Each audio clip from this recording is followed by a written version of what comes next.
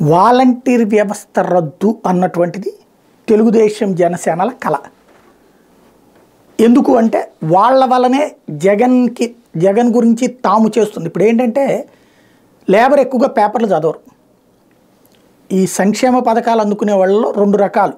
ఒకటి పూర్తి పేదరికం, ఇంకొకళ్ళు పేదరికంలో ఎగువ దిగువ మధ్యతరగతి వర్గం. ఈవెన్ ఇప్పుడు మధ్యతరగతి వర్గం కూడా పేదల కిందనే వైట్ రేషన్ కార్డులు తీసుకుంటుంది. కాబట్టి ఆ మూడు వర్గాల దగ్గరికి వాలంటీర్ వెళ్ళిపోతున్నాడు. అంటే 1,60,00,000 కుటుంబాలు ఉంటే 1,50,00,000 కుటుంబాల దగ్గరికి వాలంటీర్ వెళ్ళిపోతున్నాడు.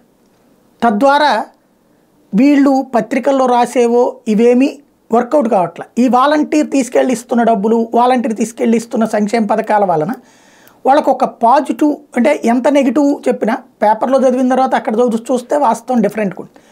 కాబట్టి ఈ వాలంటీర్ వ్యవస్థని ఈ 2 నెలలన్నా సరే ఆపగలిగితే, అంటే రేపు ఇప్పుడు డబ్బులు ఇంటికి తీసుకెళ్ళిస్తున్నారు. ఇప్పుడు ఏదో కొన్ని చోట్ల అయితే కవర్లో పెట్టిస్తున్నారట లోకల్ ఎమ్మెల్యే క్యాండిడేట్ బొమ్మను పక్కన జగన్ బొమ్మ వేసి. అవి సహజంగా వీళ్ళకి వాలంటీర్ కూడా ఇప్పుడు దాదాపు కార్యకర్త అయిపోయాడు. ఇదివరకు అయితే వాలంటీర్ ప్రభుత్వం తరపున సేవకుడు అనుకునేది కాస్త ఇప్పుడు పార్టీ తరపున సేవకుడిగా మారిపోయినటువంటి పరిస్థితి.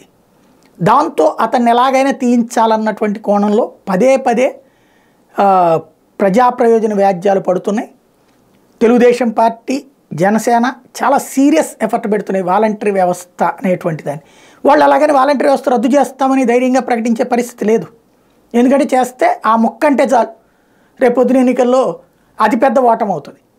కాబట్టి ఇప్పుడు ఆ వాలంటీర్ వ్యవస్థని తమ చేతికి మట్టంటకుండా కోర్టుల ద్వారా తీయించడం కోసం ఇప్పటికీ అనేక ప్రయత్నాలు. ఇప్పుడు మళ్ళీ ప్రజా ప్రయోజన వ్యాజ్యాలు పడ్డాయి. ఏం జరుగుద్దో చూద్దాం.